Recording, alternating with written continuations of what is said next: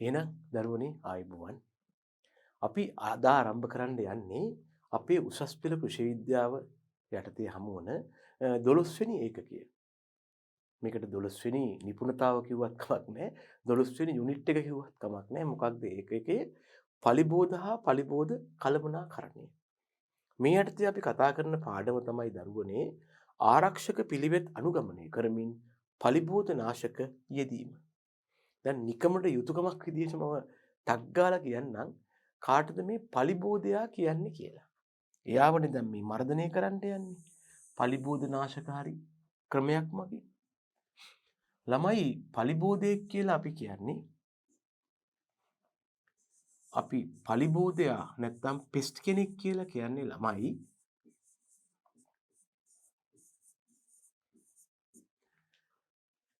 මිනිසා වගා කරන සතුන්ට ඇති කරන සතුන්ට නැත්නම් වගා කරන භෝගවලට මිනිසාට මිනිසාගේ සම්පත් වලට හෝ ගබඩා ද්‍රව්‍ය වලට කිසියම් ආකාරයක ආර්ථික හානියක් ඇති කළ හැකි ඕනෑම ජීවියෙක්.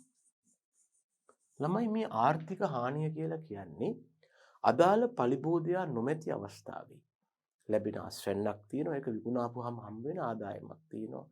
ඒ අස්වැන්න හෝ ආදායමෙන් 100% වූ ඊට වැඩි ප්‍රමාණයක් මේ පලිබෝධයා කියන ජීවයාගේ හානිය යටතේ අහිමි වෙනවා නම් අන්න එයා ආර්ථික පලිබෝධී. ඒ වාගේ උදවිය මර්ධනය කරන එක තමයි අපේ ප්‍රධාන අරමුණ වෙලා තියෙන්නේ. එතකොට මේ පලිබෝධයා වශයෙන් අපට වැදගත් වෙන්න පුළුවන් ජීවීන් ප්‍රධාන කාණ්ඩ කීපයකට නැත්නම් ඇත්තම කිව්වොත් ප්‍රධාන කාණ්ඩ 3කට බෙදන්න පුළුවන් අපිට. කට්ටියකට කියනවා ළමයි සත්ව ආකාරී පලිබෝධ කියලා. ඒගොල්ල අපි පලිබෝධ වශයෙන් වැදගත් වෙන විවිධ සතුන් වෙනවා. තව කට්ටියක් ඉන්නවා ළමයි වල් පැලෑටි. මේගොල්ලත් පලිබෝධ තමයි ක්‍රියා කරන්නේ වල් පැලෑටි විදිහට. ශාක වලට රෝග ඇති කරන කට්ටියක් ඉන්නවා. අපි කියනවා රෝගකාරක කියලා.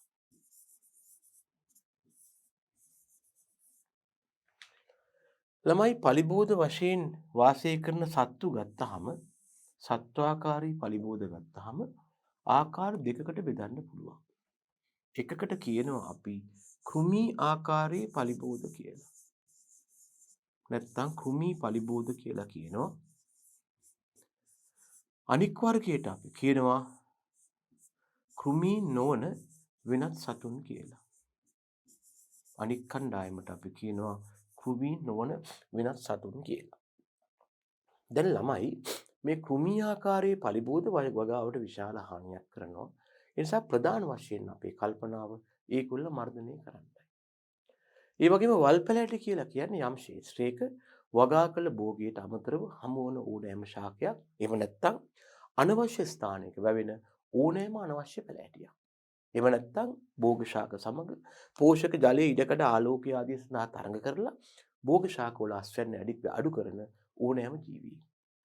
ඒ වගේම ළමයෝ රෝගකාරක කියලා කියන්නේ වගා ශාක වලට ලෙඩ හදන නැත්නම් රෝග ඇති කරන උදවිය. එතකොට මේගොල්ල සමහරු ජීවත් වෙන්නේ නැහැ. නැත්නම් අජීවී වෙනවා.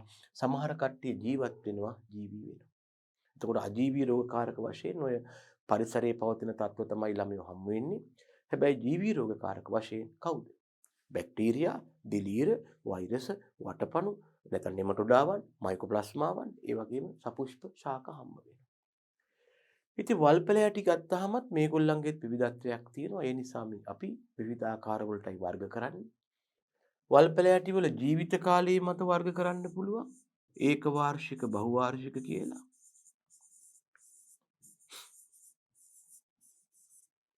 එහෙම නැත්නම් මෝෆොලොජි එකේවත් රූපාකාරයේ මත තෘණ ආකාරයේ වල් පැලෑටි, පළල් පත්‍ර වල් පැලෑටි, පන් ආකාර කියලා බෙදන්න පුළුවන්.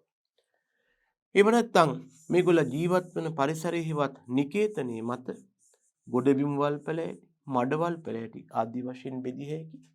හැබැයි මීට අමතරව මෙන්න මෙහෙම එකක් තියෙනවා. කිසියම් පරිසර පද්ධතියක ඉඳලා ඊට සමාන පරිසර පද්ධතියකට ඇතුල් වෙලා ඒ පරිසර පද්ධතිය හමු වන ජෛව විවිධත්වයට විශාල හානියක් කරමින් වේගයෙන් ශීඝ්‍රයෙන් පැතිරී යන වල් පැලෑටි වේද ඌට කියනවා ආගන්තුක ආක්‍රමණශීලී වල්පැලෑට ඒවත් ඒලියන් ඉන්වේසිව් වීඩ්ස් කියලා. ඉතින් ළමයි මේ විදිහට වගාවේ හම්බුන සත්ව පලිබෝධ වල්පැල රෝගකාරක ඉන්නවා කියමුකෝ. දැන් මේගොල්ල මරා දමන්නටයි කල්පනාව, මර්ධනය කරන්නටයි කල්පනාව.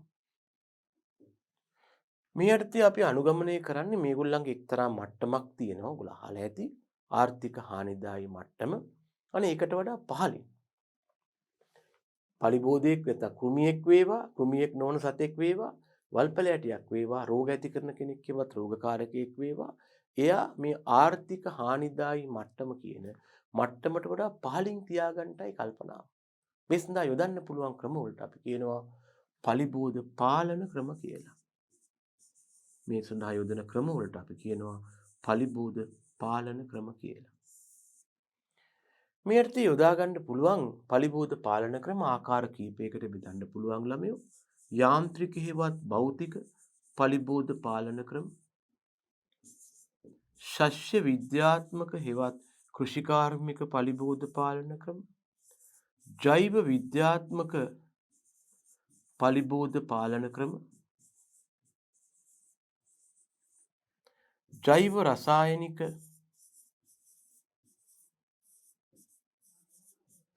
පලිබෝධ පාලන ක්‍රම. ළමයෝ නීති රීති හේවත් අනපනත් පාවිච්චි කරනවට අපි කියනවා ව්‍යවස්ථාපිත ක්‍රම නැත්නම් legislative methods. ඒ වගේම අපි මේ කතා කරන්න යන්නේ අපිට වැදගත් වෙන්නේ මෙන්න මේකට සම්බන්ධ වෙලා ළමයෝ අංක 6 රසායනික පලිබෝධ නාශක නැත්නම් රසායනික ක්‍රම. රසායනික ක්‍රම කියලා කියන්නේ කෙමිකල්ස් හේවත් රසායන ද්‍රව්‍ය පාවිච්චි කරලා වගාවක හම්බුන පලිබෝධ මැඩපවත්වන එකයි. නැත්නම් කෙනෙක් කියයි ආර්ථික හානිදායී මට්ටමට වඩා පහළින් තියා ගන්නවා. එතකොට මේ වගාවට මේ පලිබෝධ නාශක කියන ද්‍රව්‍ය කෙමිකල්ස් දාන්න ඕන, ඉහින්න ඕන, යොදන්න ඕන. ඒ සඳහා යොදා ගන්න උපකරණ වලට අපි කියනවා පලිබෝධ නාශක යෙදීමේ උපකරණ. මේවට තව නමක් තමයි ළමයෝ පැලෑටි සංරක්ෂණ උපකරණ. අනික තමයි ওই ජනමාධ්‍ය වලත් යන්නේ පලිබෝධ නාශක අනතුරු සහිතයි ආරක්ෂාකාරීව පරිහරණය කරන්න. ඒ නිසා ඉස්සෙල්ලා අපි දැනගන්න ඕන මේ පලිබෝධ නාශකත් එක්ක වැඩ කරද්දී අපි ආරක්ෂාකාරී වෙන්නේ කොහොමද? ඊට පස්සේ අපි දැනගන්න ඕන කොහොමද මේ පලිබෝධ නාශක යොදන්නේ, මොන වගේ යන්ත්‍ර ආදීද කියලා. අනේ ඒ ගැනයි දරුවනේ අපි මේ කතා කරන්න යන්නේ.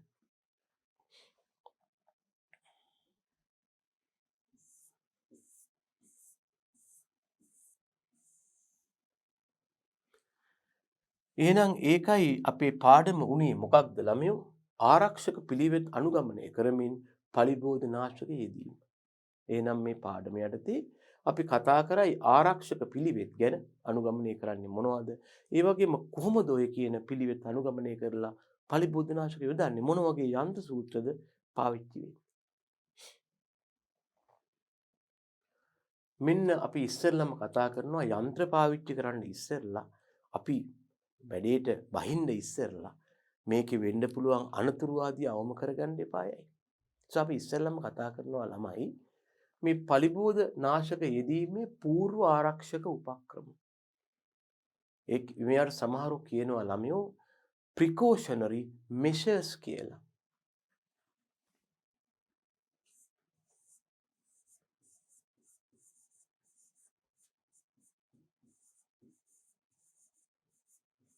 සමහරු කියනවා මේවට precautionary measures කියලා. පලිබෝධ නාශක යොදන්න ඉස්සෙල්ලා අපි මොන වගේ උපක්‍රමද යොදා ගන්න ඕන? පළවෙනි එක තමයි තමන් ඒක දන්නේ තමන්ට අසනීප තියෙනවා නම්, ඔළුව කැක්කුමක් හරි කමක් නැහැ තියෙනවා නම්, අපහසුවෙන් නම් ඉන්නේ පලිබෝධ නාශක යොදන්න යන්නේ නැහැ. සම්පූර්ණයෙන් නිරෝගී නම් විතරයි පලිබෝධ නාශක ඉහින්නේ. ඒ පළවෙනි නීතිය.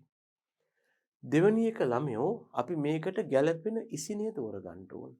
විවිධාකාර පලිබෝධ නාශක ඉසින යන්ත්‍ර නැත්තම් මැෂින් තියෙනවා. අතින් ක්‍රියා කරන ඒවා, ට්‍රැක්ටර් වලින් ක්‍රියා කරන ඒවා, චූටි එන්ජින් හයි කරපුවා එහෙම තියෙනවා. එහෙම නැත්නම් පිස්ටන් වශයෙන් ක්‍රියා කරන ඒවා, ඩයෆ්‍රම් වශයෙන් ආදී වශයෙන් විවිධ ඒවා. ඒ වගේම ඔය තියෙනවා එක එක කොටස්. අපි ඒ අනුව අපට වඩාත් හොඳ එක, වඩාත් ගැළපෙන යන්ත්‍රය තමයි තෝරගන්නේ. ළමයෝ පලිබෝධනාශක ඉස්සන යන්ත්‍රයක පොඩි සිදුරක් තියෙනවා ඔය කෙලවර. මේ සිදුරට කියනවා අපි නැසින්න, එහෙම නැත්නම් නොසල් එක කියලා. මේ සිදුරට කියනවා අපි නැසින්න කියලා. එහෙම නැත්නම් නොසලය කියලා.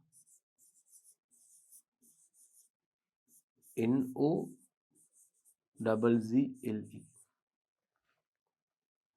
දැනගන්න මේ නොසලය කියන සිදුර හරහා තමයි ගාලා මොකද වෙන්නේ? පලිබෝධනාශක විසුරුමක් ස්ප්‍රේ එකක් බවට පත් කරන්නේ. ওই නොසල්ස් තියෙනවා විවිධ ආකාරවල. මම නිකන් කියන්නේ මේ නම් අපිට වැදගත් නෑ. හොලෝ ටයිප් කියයි, කෝන් ටයිප් කියයි, ඉම්පැක්ට් ටයිප් කියයි, ස්වර්ල් ටයිප් කියයි ආදී වශයෙන් විවිධාකාර පොලිජෙට්ස් කියයි විවිධාකාර නොසල්ස් තියෙනවා. මේ හොලෝ කෝන් කියයි, සොලිඩ් කෝන් කියයි. මේකෙන් අපි වැඩේට ගැලපෙන නොසල් එක තෝරගන්න ඕනේ. වැරදි නොසල් එකක් පාවිච්චි කළොත් පිටවන පලිබෝධනාශක දියරයක් නම් දියර බිඳුවල ප්‍රමාණය හිතකර වෙන්නේ නැහැ. ඊළඟට ළමයෝ අපි මේක මම කතා කරන්නේ දියරීසන යන්ත්‍රයක් නම් දියරීසන යන්ත්‍රය හරියට වැඩ කරනවද කියලා ඉස්සෙල්ලා වතුර පුරවලා බලන්න. සමහර වෙලාවට මේ ටැංකියට වතුර දාලා බලපුවාම මේකෙන් කාන්දු වෙනවා. අපි එක සැරේටම විෂ රසායන ද්‍රව්‍ය මේකට දාලා චෙක් කරන්න නැතුව නිකන් විෂ රසායන ද්‍රව්‍ය දාලා මේක පිටේ එලගත්තොත් මොකද වෙන්නේ? මෙන්න ළමයෝ පිට දිගේ මේ විෂ ද්‍රව්‍ය බහැලා ඇඟට ඇතුල් වෙන්න පුළුවන්. ඊට පස්සේ දැම්මට පස්සේ කරන්න දෙයක්වත් නැහැ. මේක ඉහින්න මෙපාය. නිසා කලින් චෙක් කරගන්න. මේකේ කාන්දු වීම තියෙනවද? ටැංකියේ නලවල සවිවීම වල කාන්දු වීම තියෙනවද? ඒ වගේම මේක හරියට වැඩ කරනවද? මේ ලීවරේ ක්‍රියා කරද්දී හරියට පලිබෝධනාශක මිශ්‍රණය පිට වෙනවද? මේවා අසාමාන්‍ය විදිහට හිරද? එහෙම නැත්නම් මේක બ્લોක් වෙලාද? නැත්නම් චුස්ක කොට දෙන්නේ කියලා කියන්නේ ගොවියෝ. ඒවා හොයලා බලන්න ඕනේ. ඒකයි මේ කියන්නේ. දැන් අපි ඔන්න ළමයෝ අපේ යන්ත්‍රය තෝර ගැනීමේදී තමයි මේ වැඩ කරන්නේ. ඊළඟට මොකද්ද කරන්නේ? ඒ වගේම අධික විෂ වර්ග යොදයි නම් සහායකයෙක් සපය ගන්න. දැන් අපි කිව්වනේ ඔය LD 50ගේ ගොඩක් අඩු නැත්නම් ලේබල් එක ගොඩක් රතු පාට වාගේ තියෙන ඒවා හරි විෂයි. ඒ වගේ ඒවත් එක්ක වැඩ කරද්දී ඔයා දැනට නිරෝගී වෙලා හිටියත් ළමයෝ කිසියම් ආකාරයකට ඔයාට විෂ තත්වයක් ඇති වෙන්න පුළුවන්. ඉතින් ඔයා වගාවට ගිහිල්ලා කුඹුරට ගිහිල්ලා මේවා කරද්දී වැටුණා වුණත් කවුරුත් දන්නේ නැහැ. නිසා මොකද්ද ඔයා කරන්නේ? සහායකයෙක් සපය ගන්නවා. එයාට කියනවා පොඩ්ඩක් ඔයා ළඟට වෙලා ඉන්න. මොකක් ප්‍රශ්නයක් වුණොත් ටක් ගාලා මොකද? ඌව ළමයි හුඟක් වෙලාවට වගාවේනේ කරන්නේ. ඊළඟ ගෙවල් නැහැ, මිනිස්සු නැහැ. එතකොට සමහරට කුඹුරේ මිය ගියත් දන්නේ නැහැ තනියම. යම තේරෙන භාෂාවෙන් කිව්වොත්. ඒකයි අපි ඇසිස්ටන්ට් කෙනෙක් තියාගන්නේ. ඊළඟට ළමයෝ පලිබෝධනාශක මිශ්‍ර කරන්න හොඳ විවෘත ස්ථානයක් තෝරගන්න. අපි දැන් පලිබෝධනාශක ටැංකිය ගෙනාවා. කඩෙන් ගේනවා පලිබෝධනාශක බෝතලේ. ගෙනල්ලා දැන් මේක විවෘත කරලා මේකේ තියෙන මිශ්‍රණය ටැංකියට දාලා හදාගන්න යන්නේ. මම නිකමට කියන්නම්. ඔයා දැන් ඔයාගේ ඉස්සෙන යන්ත්‍රය චෙක් කළා. ලීක් නෑ, හොඳට වැඩ කරනවා. මුකුත් අර අත්ලීවර හිර නෑ. හොඳට ගාලා විසිරුමක් පිට වෙනවා. ඒ කියන්නේ යන්ත්‍රයේ මැෂින් එක හොඳයි. දැන් මේකට පලිබෝධනාශක මිශ්‍ර කරන්නයි කල්පනාව. ඔයා මේක මේ කාමරය ඇතුළේ දුරවල් වහගෙන කරන්න එපා. මොකද ඔයා කාමර වහගෙන මේක පිට කරපුවාම මේ පිටවන වාෂ්පයට යන්න දෙයක් නැහැ. ඔයා ආපහු මේක ආග්‍රහණය කරලා විෂ වෙන්න පුළුවන්. දැන් පුළුවන් තරම් වාතාශ්‍රය යටතේ මේක විහිදලා යන්න හොඳට වාතාශ්‍රය තියෙන එලිමාන් ස්ථානයක් තෝරගන්න. තෝරගෙන මම ඕනනම් පිට උපදෙසක් දෙන්නම්. පලිබෝධනාශක බෝතලේ අරගෙන ඔයා ඉස්සෙල්ලා ඉතින් ගණන් එහෙම හදා ගන්නවා. මේකෙ මෙච්චර මෙහෙම වතුර මෙච්චරකට දානවා කියලා ගණන් හදා ගන්නවා. ඉස්සෙල්ලම කරන්නේ දැන් ඔයා පලිබෝධනාශක දාන ටැංකිය තියෙනවනේ අපේ දියරිස්ර ටැංකිය. ඔයා කල්පනා කරනවා හරි. මේ ටැංකියට කොච්චරක් පලිබෝධනාශක ඕනද? මේ ටැංකිය ප්‍රමාණය ලීටර් 10යි. මේකට කියලා තියෙන්නේ මිලිලීටර් 30ක් දාන්න කියලා. ඔබ දැකලා තියෙනවද ළමෝ පලිබෝධනාශක දාන ටැංකිත් එක්ක තියෙනවා මෙන්න මේ වාගේ පොඩි ප්ලාස්ටික් සරාවක්. මේක හුඟක් අය නැති කර ගන්නවා. එහෙම නැති කරගෙන හරියන්නේ නැහැ. මෙන්න මෙහෙම පොඩි සරාවක් තියෙනවා. මේකේ ගහලා තියෙනවා මිලිමීටර් 10 30 20 30 40 ඔහොම අච්චු ගහලා මේ ක්‍රමාංකණය කරලා තියෙනවා. හුඟක් වෙලාවට මේක නැති කරගෙන හරියන්නේ නැහැ. ඔයා ඉස්සෙල්ලම දැන් මේ ටැංකියට පලිබෝධනාශක දාන්න ඉස්සෙල්ලා මේකට වතුර දානවා ටිකක්. සමහර 3 එකක් විතර පිටින් වතුර දානවා. වතුර දාලා ඔයා දැන් ගණන් හදලා තියෙනවා මේකට දාන්න ඕන මිලිලිටර් 50ක්. ඔයා කරන්නේ මොකද්ද ඊළඟට මේ බෝතලේ විවෘත කරන්න ඕන. මේ බෝතලේ මෙන්න මෙහෙමනම් විවෘත කරන්න එපා ළමයෝ. මේක අරන් මෙහෙම විවෘත කරන්න එපා. සමහර වෙලාවට මේක කැලැත්තිලා මේකේ තියෙන විෂ සංයෝග වාෂ්ප වෙලා මෙහෙම කටත්තරම් විවෘත කරොත් ඔයාගේ මූණට එන්න පුළුවන් මේක. ඒ නිසා ඔයා මේක විවෘත කරන්නේ ඔයාගෙන් ඉවතට හරවලා. හොඳ පුරුද්දක් මං කියන්නම්. මේක විවෘත කරන වෙලාවට ඕනනම් ෂූස් කාල එකපාරට විෂ වායුව ගහන්න පුළුවන් හන්දා ඔය පරණ ලේන්සුව නෙමෙයි. පරණ රෙදි කෑල්ලක් කට උඩට දාලා මෙහෙම අල්ලලා විවෘත කරන්න. එතකොට ගෑස් එකක් තිබ්බත් ඒක එක සැරේ ඉන්නේ රෙදි කෑල්ල මගින් වැලක් වෙනවා. හැබැයි රෙදි කෑල්ල ඊට පස්සේ මූණ පිහින්නව සාක්කු දා ගන්න එපා. එන්න එහෙම විවෘත කළා. විවෘත කරලා මොකද ඔයා කරන්නේ? 50ද කියලා මේකෙන් සීරුවට 50ක් මනිනවා. මේ මනින කොටත් කවදාවත් මෙහෙම අත්වල තියාගෙන මනින්න යන්න එපා. මොකක් හරි සමතලා තැනක බැම්මක් හරි මොකක් හරි වෙන්න පුළුවන්. ඒක උඩ තියන්න ළමෝ මෙනුම් සරාව. මේක අල්ලන්න එපා. මොකද මේක එළියට හැලුණොත් අතට වැටෙනවා. මේක තියලා ඒක දිහා බලාගෙන ඒක දැන් තියලා තියෙනවා යම් තැනක ඒක දිහා බලාගෙන හුවක් කරන්න. 50 ආපුවාම ගාන්න නවත්තන්න. එතකොට ඊට පස්සේ ඔයා කරන වැඩේ ඒක අරන් ටැංකියට දාලා සමහරු පොඩ්ඩක් කලත්තලා මූඩිය වහලා ඕන්නම් කෝටු කෑල්ලක් අතෙහෙම දාන්නේ කෝටු කෑල්ලක් දාලා මිශ්‍ර කරනවා.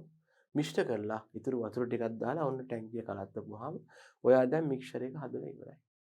ඊළඟට පරිස්සමට මේ බෝතේ වහලා පැත්තකින් තියන්න ඕන. මනින උපකරණයක් ඊළඟ තියන්න ඕන. හරිද? තියලා ඕන්නම් මේක පොඩ්ඩක් ආවරණය කරන්න. කවුරු ළමෙක් ආවොත් හරි එහෙම ඉන්න අවශ්‍යතාවයක් නැහැ. මේවා සෙල්ලම් කරන්න ගන්න පුළුවන්. හරි. ඔන්න දැන් ඔයා નિયમિત මිශ්‍රණය හදාගත්තා. ඉතින් මොකද කියන්නේ? දැන් ඔයා ටැංකියට දාලා දැන් මේක ගානට කලවම් කරලා දැන් ටැංකිය පිටේ බැඳගත්තා. දැන් කල්පනාව වගාවට බේත් ගහන්න. ගමේ භාෂාවෙන් කියන්නේ එහෙමනේ. වගාවට පලිබෝධනාශය යොදන්නයි කල්පනාව. යොදන අවස්ථාවේ කිසිම ආහාර පානයක් හෝ වෙනත් දේවල් ඔය දුම් පානය කරන්න බුලත් කන්න ලෑස්ති වෙන්න එපා. හැබැයි ඔබට අවශ්‍ය නම් මම බාහිර දෙයක් එකතු කරන්නම්. ඉසීමට ඉස්සෙල්ලා අංග සම්පූර්ණ ආහාර වේලක් ගන්න. ඉසීමට පෙර ඉහින ASCII නෙමෙයි යා. ටිකක් විෂ වුණත් ළමයි මම අත්දැකීමෙන් කියන්නේ අපි කොවින්ටත් වා කියලා දෙනවා.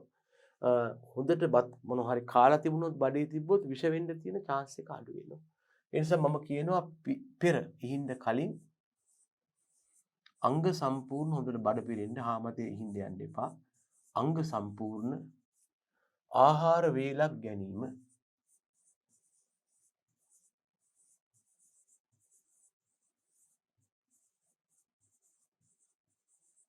හැබැයි ඉසින අතරතුර කණ්ඩ, තේ බොන්න, බුලත් කණ්ඩ, සිගරට් බීඩි බොන්න බෑ. ඊළඟට ළමයෝ එකම තැනත්තා පැය 4කට වඩා ඉහින්න එපා. දැන් ඔයා කියයි අපේ ගමේ අහවල් මාමා උදේ ටැංකිය පිටේ බැඳපුවාම රෑ තමයි එහෙම හරියන්නේ. ඒ ප්‍රතිවිපාක යථා කාලයේ ලැබෙන්න පුළුවන්. ඒ නිසා පැය 4කට වඩා ඉසීමේ යෙදෙන්න එපා.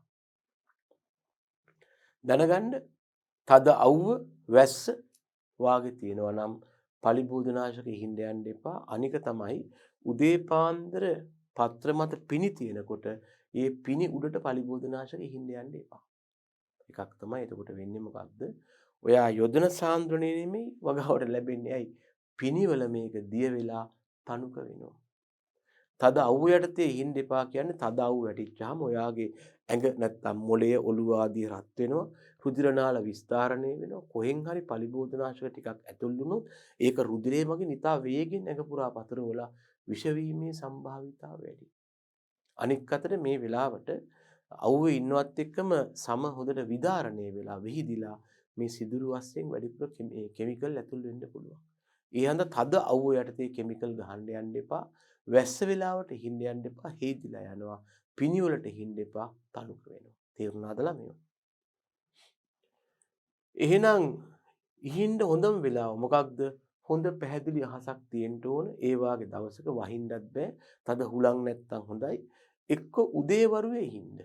සාමාන්‍යයෙන් ඔය 7ට විතර පටන් අරන් පිනි වේලිදානේ පැය 4ක් විතර ඉහළ ළමයෝ 11 වෙදි නවත්තන්න. ඊට පස්සේ වේග ගන්න. එහෙම නැත්නම් ළමයෝ හවස් වරුවේ ඉහිනවා නම් 2ට විතර පටන් අරගෙන ඔය 6 විතර වෙද්දි ඉහළ ඉවර කරන්න. ඊට වඩා වැඩි වේලාවක් තද අවු යටතේ මධ්‍යහන 12ට ඉහින්න යන්න එපා.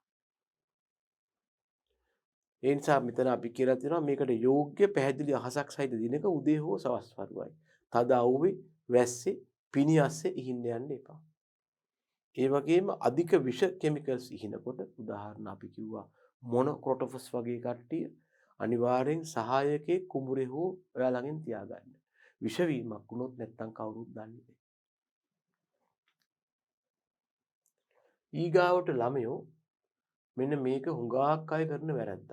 දැන් පලිබෝධනාශක ඉහගෙන යද්දි එකපාරට මේ හැන්ඩල් එක හිර වෙනවා. එහෙම හිර වුණා කියලා මේකට නරක වැඩක් ගොංගහන තමයි මට කියන්නේ. මෙහෙම කියලා මේක මේ පැත්ත අරගෙන බලලා මොකද හිර වුණේ කියලා මේක මෙහෙම බන්න එපා. ඔබ වැඩි චූස් ගාලා පලිබෝධනාශක කෙලින්ම මූණටයි කටටයි ඇස් වලටයි ගහනවා. දැනගන්න ඇස් වලට පලිබෝධනාශක ගියොත් කිසිම හේතුවක් හින්දා මේව බල ඉන්න එපා. ටක් ගාලා එවලෙම පිරිසිදු වතුර ටිකක් අරගෙන ඇස් හොද ගන්න.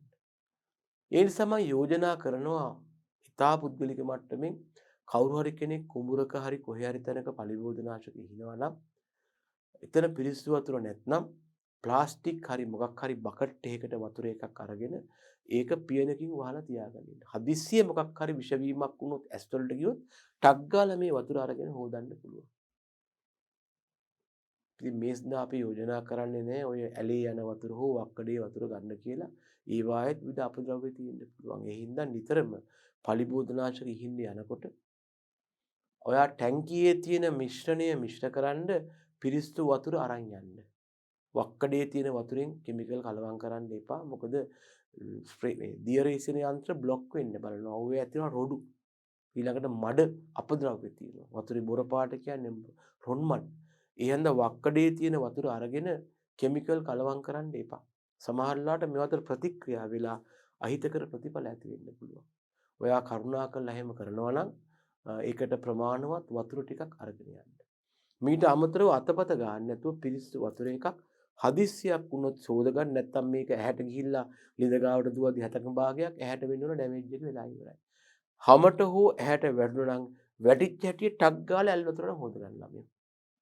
ඒකයි වැදගත්. එහෙම නැතුව තිය හිටියොත් ඇතුල් වෙන්න බලන්න. හොඳට මතක තියාගන්න. ඒ නිසා අපි කියලා තියෙනවා ඉසින අතරතුර නොසල් එක අවහිර වෙන්න පුළුවන්. මේ වාගේ අවහිර වීමක් වුණොත් කවදාවත් මේක කටින් පිඹින්න යන්න එපා. සමහරු කරන්නේ නොසල් එක ගැලෙව්වා. ඒ වැඩේ කරන්න එපා. පොඩි පොල් කට්ටක් වාගේ එකක් අරන් යන්න මේකට වතුර ටිකක් දාලා පිරිසිදු වතුර ටිකක් අර නොසල් එක ගලවලා දාලා හොල්ලා ආපුවාම මේ හිරෙවිච්ච රොඩ අයින් වෙනවා. කටින් පිඹින්න යන්නත් එපා. මේකට ඔය මොනවද ඔය ආය කටුල්දා අයින්නත් එපා. ඒකවල සිදුර ලොකු වෙච්චාම ස්ප්‍රේ වෙන්නේ තුරු ගාලා වැක්කිරෙන්න පටන් ගන්නවා. ඊළඟට අපි කියනවා ළමයෝ සුලන් දිශාවට ලම්බකව ඉහින්ද පළමුව පහළ දිශාවේ ඉඳලා ඉහගෙන එන්න. මම ඔය කියන්නේ මෙන්න මේ වාගේ දෙයක් ළමයෝ පලිබෝධනාශක ඉසින ක්‍රමයක් තියෙනවා. හිතන්න ළමයෝ මේ තියෙන්නේ අපේ වගා ශාස්ත්‍රය කියලා. මෙන්න තියෙනවා මගේ වගා ශාස්ත්‍රය. මගේ කල්පනාව මේ වගා ශාස්ත්‍රයට පලිබෝධනාශක හිඳයි. අපි ඉස්සෙල්ලා ගිහිල්ලා දැන් මේක කුඹුරක් කියලා හිතන්නකෝ. මේකේ සුළං එන්නේ කොයි පැත්තෙන්ද කියලා සොයා බලනවා. මට පේනවා සුළං එන්නේ මෙන්න මේ පැත්තෙන් කියලා. මොකක් හරි පොඩි දුම් ටිකක් පත්තු කරලා බලනවා සුළං එන්නේ කොහෙන්ද කියලා. අනිලමානයක් නැහැනේ ඔයා ගාව සුළං දිශා දර්ශකයක් නැහැ. ඔයාට පේනවා සුළං එන්නේ මේ පැත්තෙන් කියලා. මෙන්න සුළං දිශාව. ඔයා මොකද්ද කරන්නේ? සුළං හමා එන පැත්තට විරුද්ධ පැත්තෙන් සුළඟට ලම්බකව ඉහින්න පටන් ගන්නවා. මම ඔයා යන මාර්ගය ඇඳලා පෙන්නන්න. මෙහෙමයි වෙන්න ඕන ළමයෝ. ඔයා මෙතනින් පටන් අරගෙන පලිබෝධනාශක ඉහින එක මෙතනින් පටන් අරගෙන මෙහෙම ඉහගෙන එන්න. මෙහෙම ඇවිල්ලා මෙහෙම හැරිලා එන්න. ඒකලා හෝම යන්න. මෙන්න මෙහෙම සිග්සැග් හැඩයට තමයි ඔයා ගමන් කරන්නේ. මේක තමයි නිවැරදි ඉසීමේ ක්‍රමය. ඔයා පටන් ගන්න මෙතනින්. දැන් ඔයා මෙතන ඉන්න වෙලාවක සුළං ආපුවාම මොකද වෙන්නේ? පලිබෝධනාශක ගහගෙන යන්න පුළුවන්. හැබැයි පලිබෝධනාශක ගහගෙන ගිහින් වැටෙන්නේ මේ පැත්තේ. ඔයා මේ පැත්ත පාගන්නේ නැහැ. ඔයා මෙහෙම ගිහිල්ලා ආයෙ මෙහෙම හැරිලා එනවා. ඒ හැරිලාවත් පලිබෝධනාශක ඔක්කොම ගහගෙන යන්නේ මෙහාට. ඔයා මෙතනට ආවට පස්සේ ඉහින පලිබෝධනාශක මෙහි වැටෙන්න පුළුවන්. හුලගත් එක්ක. හැබැයි ඔයා මෙහෙට ඉහලා ඉවරයි. ඔයා කිසිම අවස්ථාවක පලිබෝධනාශක ඉහපු ශේෂ්ත්‍රයක් පාගන්නේ නැහැ. අනික් අතට සුළඟට ලම්බක ඔයද්දි මොකද වෙන්නේ? පලිබෝධනාශක ඔක්කොම සුළඟ මගින් ඉවත ගෙනියනවා. ඔයා බැරි වෙලාව සුළඟට විරුද්ධ පැත්තට සුළඟ මෙහෙම එද්දි ඉස්සරහට ගියොත් මොකද වෙන්නේ? පලිබෝධනාශක ටික ඔක්කොම මගේ ඇඟේ ඇවිල්ලා වදිනවා.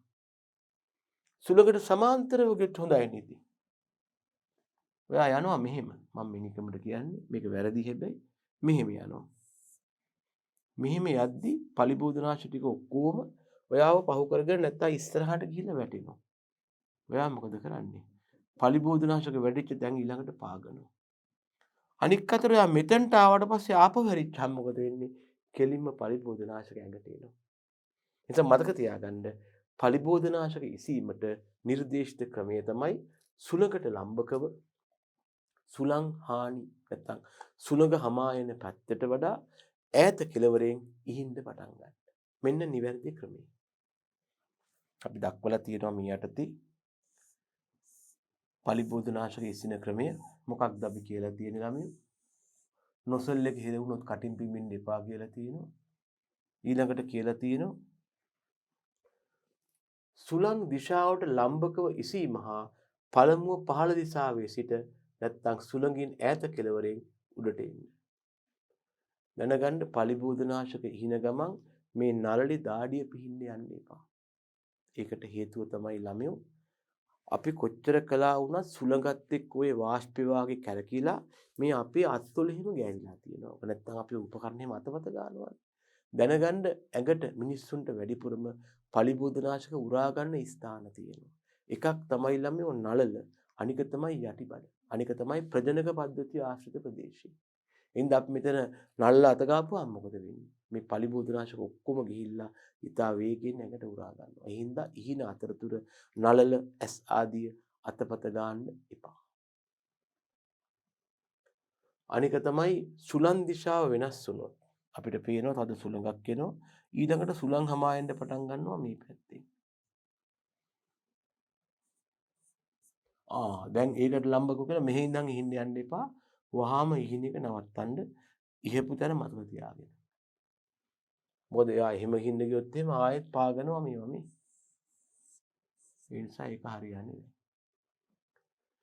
දැන් මෙහෙම එකකුත් තියෙනවා හුඟක් ගොවීන් මේක නොසලකා හරිනවා. ඒගොල්ලෝ සමහරුන්ට ඔය පලිබෝධනාශක නැත්තම් වගාවට බේත් ගගහ යනකොට ඔලුව කා කියන්න ගන්නවා. කැරකිල්ල වගේ එනවා. කලන්ති වාගේ වෙනවා. වතුර තිබා හැදෙනවා. ඇඟට අමාරුයි වාගේ හිතෙනවා. මොකක්ද ගොවියා කියන්නේ? මේ ටිකත් ඉහළ යනවා. කවදාවත් ඕක කරන්න එපා. තෙල් ගගහ යනකොට අනික් වෙලාවක වාගේ මේ පලිබෝධනාශක ඉහගෙන යනකොට අනික් වෙලාවක නම් කල් දැම්මට අපේ ගැටලුවක් නැහැ. වගාවට පලිබෝධනාශක යොදන් යනකොට ඔයාට නිකන් අමාරුවක් හිතෙනවා නම් ඔළුවක කියනවා කැරකිල්ල වාගේ කලන්තේ වාගේ වතුර තිබහයි නිකන් ඇඟපත කකිනවා නම් වහාම ඉහිනික නවත්තන්න වැඩේ කල් දාන්න. මොකද ගෙදර ඉඳද්දි නිකන් ඔළුව එකක් කුමයි දැන් ඔළුව එකක් කුමයි දෙකක්. ගෙදර ඉඳද්දි හැදෙන ඇඟපත අමාරුයි දැන් එකයි දෙකක්. වහාම නවත්තන්න. ඔයා සතුරෙක් එක්ක වැඩ කරලා මේ තියෙන්නේ. මොකද්ද කරන්නේ නවත්තලා? පස්සේ බැරිය එහෙම කරන්නේ එවලෙම පලිබෝධනාශක ඉහපු හිස් ලේබලයේ සහිත ටින් එක නැත්නම් හිස් වාදනයේ ගන්න ලේබලයත් එක්ක අරගෙන වහාම වෛද්‍යවරයෙක් ගාවට යන්න. සමහර උදවිය මේ ගැන විස්තර කරද්දී කියනවා වෛද්‍යවරු මේ පලිබෝධනාශක විෂ වූ බොහෝ උදවිය ටිකක් කල්තබා ආවනම් ඔවුන්ගේ ජීවිත ගලවා ගන්න තිබුණාය කියලා. ළමයි දැනගන්න කෘෂිකර්මාන්තයේදී සර්ප දෂ්ටනයන් පලිබෝධනාශක විෂවීම් කියන දෙක ප්‍රධාන වශයෙන්ම අපි කෘෂිකර්මාන්තයේ අත්දැකීම් ලැබලා තියෙනවා. මේ දෙකම ප්‍රධාන වශයෙන් ළමයෝ කාලයත් එක්ක වැඩ කරන දෙක. මීට අමතරව සමහර අපි කියනවා ඒවට මේ හෙමරජික් ඇක්සිඩන්ට්ස් හෙවත් ලේ ගලා යන අනතුරු. ට්‍රැක්ටර්ස් ආදී මගින් ට්‍රැක්ටර් පෙරලෙනවා. අර මොනවද කොළවන්නේ යන්ත්‍ර වලට අතපය හවු වෙනවා. ඒවැන් රුධිරේ ගලා යාමක් තියෙනවා නම් ඒත් එහෙමයි.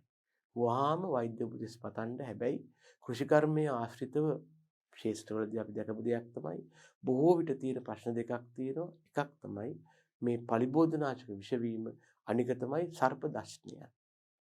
සමහර අය සර්පෙක් දෂ්ට කරපුවාම ගොයන්කමක් තමයි ඕක වෙන්නේ. ඒ වෙලට මොකද කරන්නේ? මේක පස්සේ පුළුවන් කියලා නැත්තම් මොනවා හරි කොළ ටිකක් කොටලා උතර තියාගෙන නැත්තම් රෙදි පටි වලින් බැඳගෙන වැඩ කරනවා.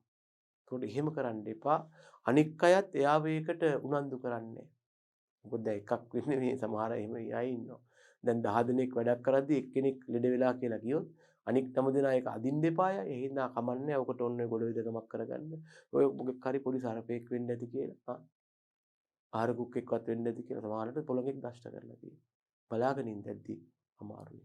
ඒ නිසා දැනගන්න කිසියම් ආකාරයක සර්ප දර්ශනයක් වුණා නම් සර්පය හඳුනාගත්තා නැත්තම් අනතුරක් වෙන්න පුළුවන්. වහාම සර්පය හඳුනාගත්තා නම් සර්පයවත් අරගෙන නැත්තම් රෝග ලක්ෂණ ડોක්ටර්ස්ලා තීරණය කරයි. වහාම රෝහල්ගත වෙන්න. ඒවා කල්ැරෑලේ ඉන්න එපා. මේක අපි ඉතාම ඕනකමින් කරන එක. හරිද? රයිට්. එහෙනම් මොකද්ද කියන්නේ ළමයෝ?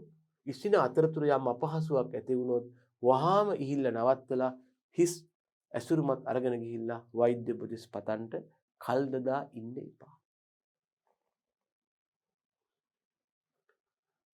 ඔන්න දැන් ළමයෝ ඔයා වගාවට තෙල් ගහලා ඉවරයි. ගමේ කියන්නේ ඔහොමනේ. වගාවට ක්‍රිමිනාශක කියලා ඉවරයි. දැන් මොකද කරන්නේ?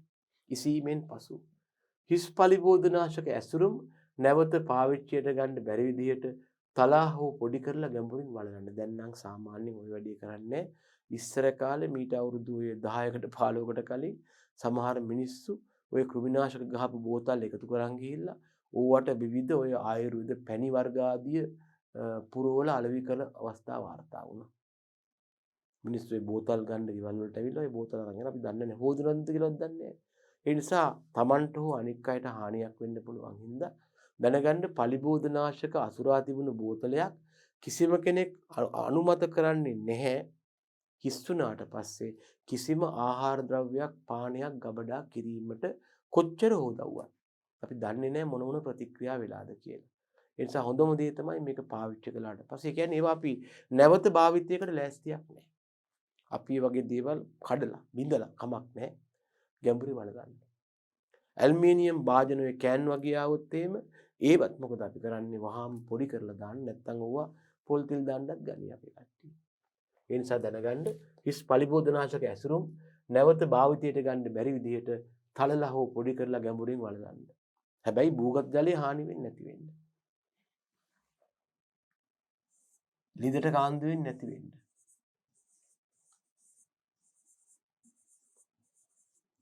භූගත ජලයට හානි නොවන පරිදි ඒක මතක තියාගන්න.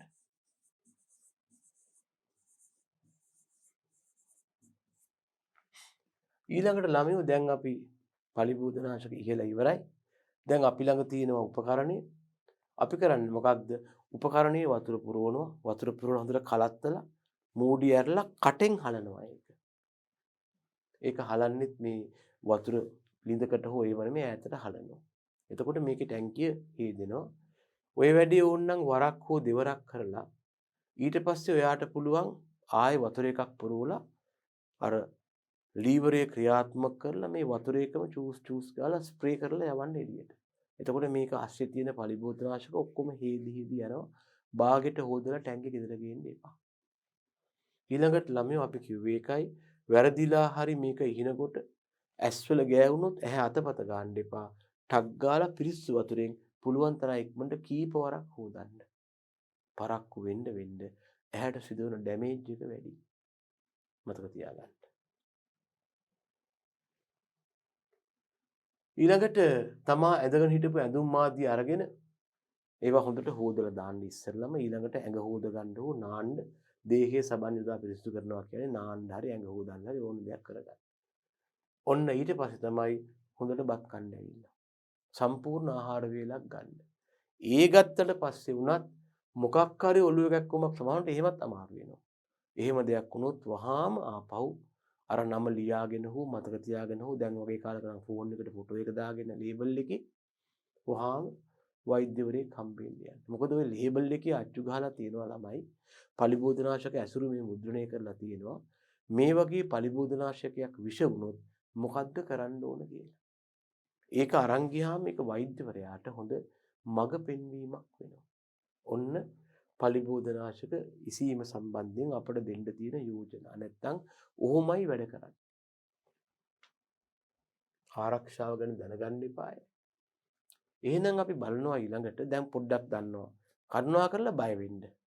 අනේ කරුණා කරලා පලිබෝධනාශක වලට බය වෙන්න කිසි ගැටලුවක් නැහැ. බය වුණ තරමට Tamanට හොඳයි. Taman වැඩ කරන්නේ සතුරෙක් එක්ක බව Tamanට බොහොම සුළු දෙයක් වාලයක් තුල. දැන් මේක ළමයෝ හරියට නාගයෙක් අතේ තියන් ඉන්නවා වගේ වැඩක්. නාගයා අතේ ඉද්දක පාට හවු ගාලා දෂ්ට කළොත් මියන්න පුළුවන්. ඒ වගේ තමයි පලිබෝධනාශක බෝතලයක් කියන්නේ ළමයෝ විෂාකරයක්. මේක මොන ක්‍රමෙන් හරි කටෙන්ම ඕනේ නැහැ. ඇස් වලින්, නාසයෙන්, සමෙන් කොහෙන් හරි ඇඟට ඇතුල් වුණොත් මරණය. ඒ නිසා මේවා හසුරුවද්දි, මේවා තියද්දි, ගබඩා කරද්දි, තැන්පත් කරද්දි ඊටාම ආරක්ෂාකාරී වෙන්න පුරුදු වෙන්න. අපි දැකලා තියෙනවා සමහර ග්‍රාමීය ප්‍රදේශවල පොළට ගියාම ඉස්සෙල්ලම ගිහිල්ලා පොලෙන් එළවලු ටික ගන්නවා සෙනඟ වැඩි වෙන්න ඉස්සෙල්ලා. ඊට පස්සේ මල්ලත් අරන් එනවා නගරයේ තියෙන කෘමිනාශක කඩේට. පැරක්පොත් බෝතලයකුත් අරගෙන අර මල්ලෙම දාගෙන ගෙදර එනවා. ඉතා නොකල යුතු දේවල්. කිසිම හේතුවක් හින්දා මේවා ආහාර ද්‍රව්‍යයක ගබඩා කරන්නත් එපා, ප්‍රවාහණය කරන්නත් එපා. ගෙදර තැන්පත් කරනවා නම් යතුරු දාලා යතුරු අරන් තියන්න කුඩා දරුවන්ට මේවා අතපත ගන්න තියන්න එපා. තේරුණාද? ඒකත් මේ අවස්ථාවේ මතක් කරන්න කැමතියි. අපි කතා කරන්න යනවා වගාවට පලිබෝධනාශක යෙදීම ගැන. කොහොමද වගාවට පලිබෝධනාශක ඉහින්නේ? ඉහින ක්‍රම ගණනාවක් තියෙනවා. එකකට අපි කියනවා පත්‍රවලට ඉහිනවා. ළමයෝ ශාකයේ පත්‍ර මෙහෙම තියෙනවා නම් මේ පත්‍රවලට අපි උඩ ඉඳලා මේක ඉහිනවා. මේකට කියනවා ෆෝලියෝ ඇප්ලිකේෂන් කියලා. මේ ක්‍රමයට වල්නාශක ඉහිනවා, ස්පර්ශ කෘමිනාශක ඉහිනවා. දෙවෙනි එක තමයි පසට දාලා පස් එක්ක මිශ්‍ර කරනවා.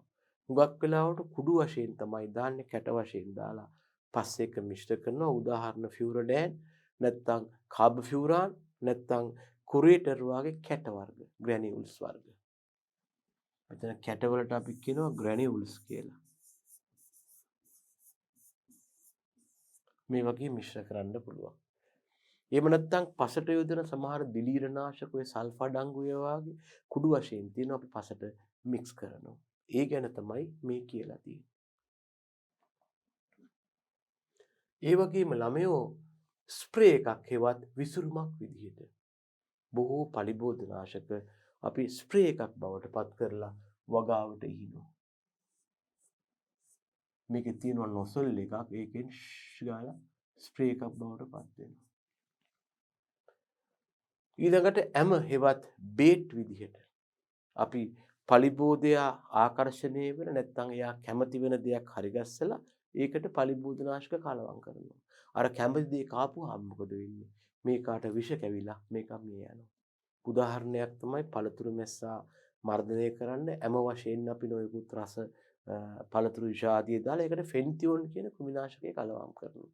දැනගන්න මේ ෆෙන්තියෝන් කියන්නේ කෘමිනාශකයක් බව. හැබැයි යා ඔය නොයෙකුත් පළතුරු විෂ වලට කලවම් කරපුවාම මැස්සා හිතන්නේ මේ හොඳ විෂ කියලා බීලා බැරෙනවා. මැස්සා කියන කෘමියට වස දෙනවා අපි කරන්නේ ඒකයි. ඒ වගේම තව එකක් තමයි ඩිපින් හෙවත් ගිල්වීම. මෙතෙන්දී අපි කරන්නේ පලිබෝධනාශක තනුක ද්‍රාවණ වශයෙන් සකස් කරලා ශාක කොටස් ගිල්වනවා.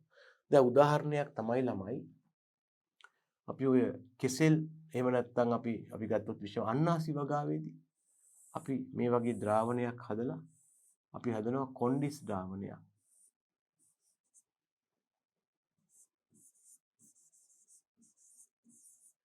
මෙන්න මේ ද්‍රාවණය තුල අපි අන්නාසි පැල ගිල්වා තබනවා. මේ මගින් පලිබෝධ හානි මර්ධනය කරගන්න පුළුවන්. ඊළඟට තව එකක් තමයි ගැල්වීම හෝ ආලේප කිරීම. මේකට අපි කියනවා පේස්ටිං එහෙම නැත්නම් කෝටිං කියලා. උදාහරණයක් තමයි සමහර පලිබෝධනාශක නිකන් පාප්පයක් වාගේ හරි ගස්සලා බීජ හෝ ශාක කොටස් වටා ආලේප කරනවා. උදාහරණයක් දිලීර්නාශක මේවා බීජ වටා ශාක මුල් වටා ආලේප කරනවා.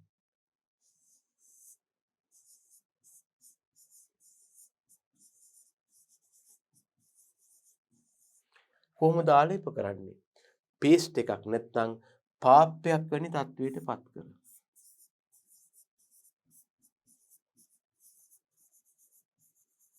පේස්ට් එකක් එහෙම නැත්නම් පාප්පයක් වැනි තත්වයට පත් කරනවා.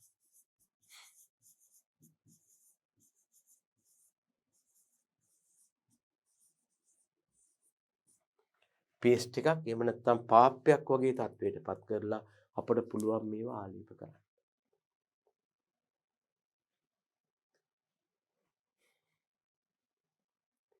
ඊළඟට අපිට හමු වන සංසිද්ධියක් තියෙනවා පලිබෝධනාශක යෙදීමේ උපකරණ වලට යන්න කලින්. ඒකට අපි කියනවා ඒකාබද්ධ පලිබෝධ පාලනය. නැත්නම් ඉන්ටිග්‍රේටඩ් පෙස්ට් මැනේජ්මන්ට් කියලා. නැත්නම් කෙටි කරලා දක්වනවා IPM කියලා. දැන් අපි කිව්වා ළමයි පලිබෝධ පාලනය කිරීමේදී අපි යොදා ගන්න මට්ටම හෙවත් අපේ සීමාව වෙලා තියෙන්නේ මේ පලිබෝධ ගහණය ආර්ථික හානිදායී මට්ටමට වඩා පහළින් පවත්වා ගන්න එක. ඒතර මෙන්න මේ විදිහට යම් වගාවක හමු වන පලිබෝධ ගහණය ආර්ථික හානිදායී මට්ටමට වඩා පහළින් පවත්වා ගැනීමට අපට විවිධ ක්‍රම යොදන්න පුළුවන්. මොනවද අපි දක්වපු මේ විවිධ ක්‍රම? අපිට මේ සඳහා විවිධ යාන්ත්‍රික හා භෞතික ක්‍රම යොදන්න පුළුවන්.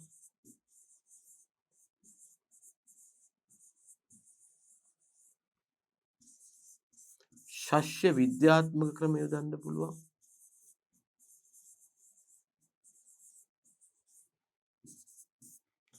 ජෛව රසායනික ක්‍රම යොදන්න පුළුවන්.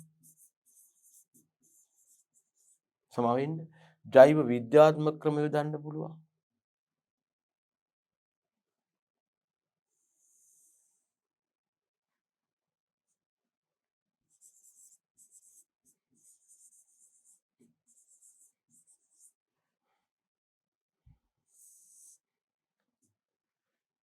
ජෛව රසායනික ක්‍රම යොදන්න පුළුවන්. ෆෙරමෝන් භාවිතය. නීති රීති හා අනපනත් හෙවත් ව්‍යවස්ථාපිත ක්‍රම යොදන්න පුළුවන්.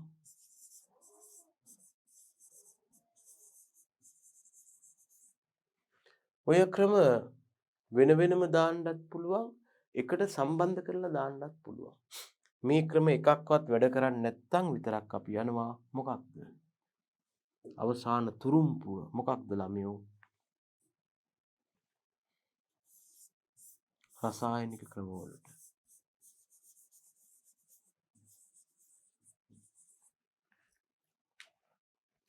එතකොට ළමයි අපි දන්නවා මේ ක්‍රම එක එකක් තනියම යොදනවට වඩා මේ ක්‍රම සියල්ලම එකට සංයෝග කරලා, එකට මිශ්‍ර කරලා, එකට සංකලනය කරලා එකම අවස්ථාවක යොදාගත්තොත් වඩා හිතකර වන බව. මෙන්න මේ නිසා යම් වගාවක පවතින පලිබෝධ ගහණයක් ආර්ථික හානිදායී මට්ටමට වඩා පහළින් පවත්වා ගැනීමට යෙදිය හැකි සියලුම මර්ධන උපක්‍රම එකිනෙක මිශ්‍ර කරලා නැත්නම් එකිනෙක සංකලනය කරලා නැත්නම් එකිනෙක සංයෝජනය කරලා එකම අවස්ථාවක යොදා ගන්නවට අපි කියනවා ඒකාබද්ධ පලිබෝධ පාලනය කියලා. යම් වගාවක හමු වන පලිබෝධ ගහණයක් ආර්ථික හානිදායී මට්ටමට වඩා පහළින් පවත්වා ගැනීමට යෙදිය හැකි සියලුම මර්ධන උපක්‍රම එකිනෙක ගැළපෙන විදිහට උචිත ලෙස සංකලනය කරලා එකම අවස්ථාවක භාවිතා කරන එකයි. එතකොට මේ යටතේ යොදා ගන්න පුළුවන් ක්‍රම තමයි අපි දක්වලා තියෙන්නේ යාන්ත්‍රික ක්‍රම, ශස්ත්‍ර විද්‍යාත්මක ක්‍රම, ජෛව විද්‍යාත්මක ක්‍රම, ජෛව රසායනික ක්‍රම හා ව්‍යවස්ථාපිත ක්‍රම. ඒ කියන්නේ මෙහිදී රසායනික පලිබෝධ පාලනය අනිවාර්ය අංගයක් වන්නේ නෑ ළමයි. අපි උත්සාහ කරනවා අනෙකුත් ක්‍රම වගින් වගාවේ හමුවන පලිබෝධ ගහනය පාලනය කරන්න. එහෙම බැරිම අවස්ථාවක් ආවොත් විතරක් తాවකාලිකව හැබැයි ඉතා දැඩි අධ්‍යයනයකින් පස්සේ හානිය අඩු රසායනික පලිබෝධනාශකයක් తాවකාලිකව යොදා ගන්නවා. නමුත් මේ පුරුද්දක් වශයෙන් දිගටම කරගෙන යන්නේ. ඔනෝකටයි අපි කියන්නේ ළමයෝ සමෝදාන හෙවත් ඒකාබද්ධ පලිබෝධ පාලනය කියලා. බලන්න යටතේ මොනවද කියලා තියෙන්නේ කියලා.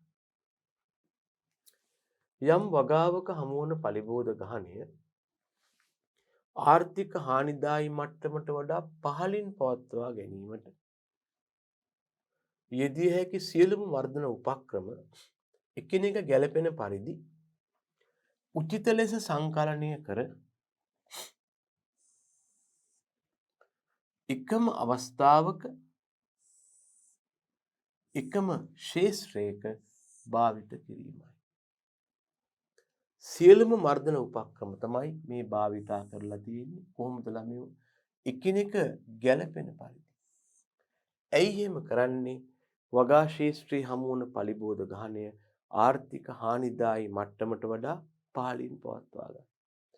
යම් වගාවක හමුවන පලිබෝධ ගහනය ආර්ථික හානිදායී මට්ටමට වඩා පහළින් පවත්වා ගැනීමට යෙදිය හැකි සියලුම මර්ධන උපක්‍රම එකිනෙක ගැළපෙන පරිදි උපරිම ලෙස නැත්නම් එකිනෙම ගැළපෙන පරිදි සංකලනය කර එකම අවස්ථාවක එකම ක්ෂේත්‍රයක භාවිතා කරන එකයි. ළමයි මෙහෙම එකක් තියෙනවා අපි මේ වගේ වැඩසටහනක් හැදුවට පස්සේ ක්ෂේත්‍රයේ පලිබෝධ හිටියත් නැතත් අපි යොදා ගන්නා ඒකාබද්ධ උපක්‍රම ඒ විදිහටම ක්‍රියාත්මක වෙනවා.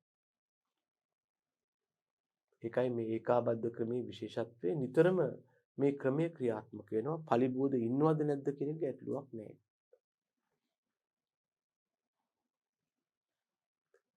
දැන් වෙලා තියෙන්නේ අපි දිගින් දිගටම හැමදාම කෙමිකල් පාවිච්චි කරලා ක්ෂේත්‍රයේ ඇති වෙලා තියෙන අහිතකර තත්ත්ව. පස නිසරු වෙලා, පාංශු කාදනය වෙලා, පසේ කාබනික ද්‍රව්‍ය අඩු වෙලා, තද ස්තර ඇති වෙලා, නයිට්‍රජන් තිර කිරීම වැනි කටයුතු අඩාල වෙලා තියෙනවා. මොකද අපි දිගටම කෙමිකල් යොදන. වායු ගෝලයේත් එහෙම වෙලා තියෙනවා. ඉතින් මෙන්න මේ විදිහට දිගින් දිගටම රසායනික පලිබෝධ නාශක භාවිතා කරපුවාම ඇතිවන අහිතකර තත්වයන් තියෙනවා නම් නරක තත්වයන් තියෙන්න පුළුවන්. ඒවෙන් මිදෙන්න හොඳ ක්‍රමයක් තමයි මේ වගේ යොදා ගන්නා ක්‍රම අතර විවිධත්වයක් පැවතීම. එතකොට වඩා හොඳින් අපිට පලිබෝධත් පාලනය කරන්න පුළුවන්. දැනගන්න ඒ නිසා දිගින් දිගටම රසායනික ක්‍රම යොදාගෙන ගිහින් තියෙනවා නම් අපේ වගාවේ නැත්නම් අපේ ක්ෂේත්‍රයේ යම් යම් අහිතකර තත්ත්ව තියෙනවා. මේ වයින් මිදෙන්න තියෙන හොඳම ක්‍රමය තමයි මොකක්ද? මේ වගේ රසායනික ක්‍රම නැත්නම් මේ වගේ ක්‍රම භාවිතා කරනවා ඒකාබද්ධ පලිබෝධ පාලන ක්‍රම. ළමයි දැනගන්න මෙතෙන්දී රසායනික පලිබෝධනාශක භාවිතය අනිවාර්ය අංගයක් නෙවෙයි. ඒක අනිවාර්යයෙන්ම තියෙන්න ඕන කියලා නෑ. අපි ඒ වෙනුවට අනෙකුත් ක්‍රම වගින් පලිබෝධ ගහනය ආර්ථික හානිදායී මට්ටමට වඩා පහළින් තියාගන්න try කරනවා.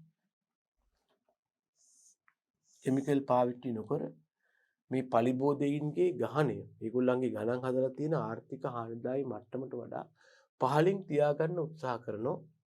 නමුත් එහෙම නැති වෙලාවල් වලදී විතරක් ආවට ගියාට නෙමෙයි ළමයි ඉතා දැඩිව සොයා බලලා මේ කෘමිනාශකයේ යෙදුවොත් මක් වෙයිද? මේක පරිසර හිතකාමී වෙයිද? මේ මගින් තර්ජනයක් ඇති වෙයිද? ස්වභාවික සතුරන් වඳ වෙයිද? ආදී වශයෙන් ඉතා දැඩි වශයෙන් සිතා මතා දැඩි ඇගීමක් කරලා තමයි පලිබෝධනාශක යෙදීමක් කරන්නේ. හැබැයි දැනගන්න ඒකත් දැඩි සිතාමතා කරන එක වෙනම කතාවක්. ඒ වගේම ඒකත් කරන්නේ తాවකාලිකවයි. දිගටම කරන්නේ නැහැ. ඉතා දැඩි ඇගයීමක් කරලා ඒ වගේම తాවකාලිකව තමයි මේ කිමිකල් යෙදීමට තීරණය කරන්නේ. හැබැයි දැනගන්න අනෙක් අතට මේ වගාවට පලිබෝධනාශ යෙදීම ඇස්ස හැබිට් නැත්තම් පුරුද්දක් වශයෙන් කරන්න හොඳ නැහැ. දැන් අද වෙලා තියෙන්නේ විහි වගා කළා නම් ලබන සුමානේ නැත්නම් ඊළඟ සුමානේ අපි අනිවාර්යෙන් මුල්ලදින පොර යොදන්න ඕන. එහෙම කතාවක් නැහැ. ඒ නිසා මේක අනිවාර්ය පළපුරුද්දක් වශයෙන් නැත්තම් මේක දිගටම අපි ඉස්සෙල්ලා බලනවා කිමිකල් නොවන ක්‍රම වලින් බැරි වෙච්චාම කිමිකල් ගහනවා එතෙන්ට යන්නත් එපා. කොහොම හරි අපි කිමිකල් නොවන ක්‍රම දියුණු කරගන්න උත්සාහ කළ යුතුයි.